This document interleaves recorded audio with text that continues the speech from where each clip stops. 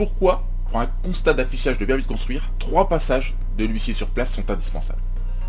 Alors je parle de permis de construire, mais ce que je vais vous exposer ici est tout aussi valable pour une déclaration préalable de travaux, l'ATP, un permis d'aménager, un permis de démolir, etc.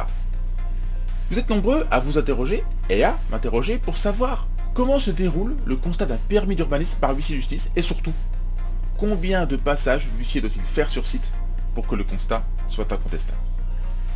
Bien, c'est l'article R600-2 du Code de l'urbanisme qui nous donne la réponse en imposant, je cite, un affichage continu pendant une période de 2 mois. Autrement dit, en cas de contestation, vous devez pouvoir prouver que l'affichage de votre permis s'est déroulé sans interruption sur un délai de 2 mois.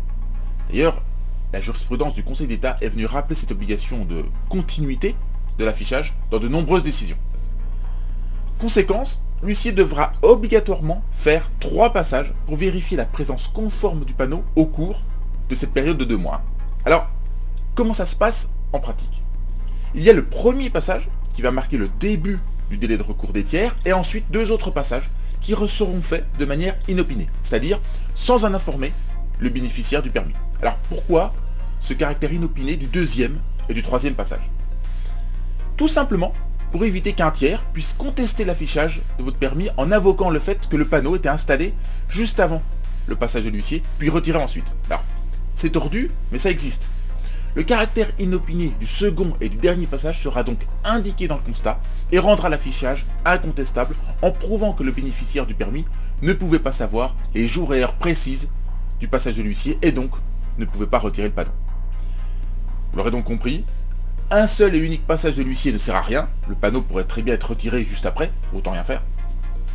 Et 2 passages, dont un au début et à la fin, finalement c'est pas beaucoup mieux. Le panneau pourrait être retiré après le premier passage et remis juste quelques jours avant la fin du délai. D'ailleurs, au final, pour cette raison, que de plus en plus d'huissiers de justice ne proposent même plus autre chose que 3 passages, au risque de manquer à leur obligation de conseil et de voir leur responsabilité engagée. Voilà, j'espère que j'ai pu vous aider, que je vous ai pu vous aider à comprendre pourquoi 3 passages étaient obligatoires. Merci, bien pensez à liker la vidéo. À bientôt.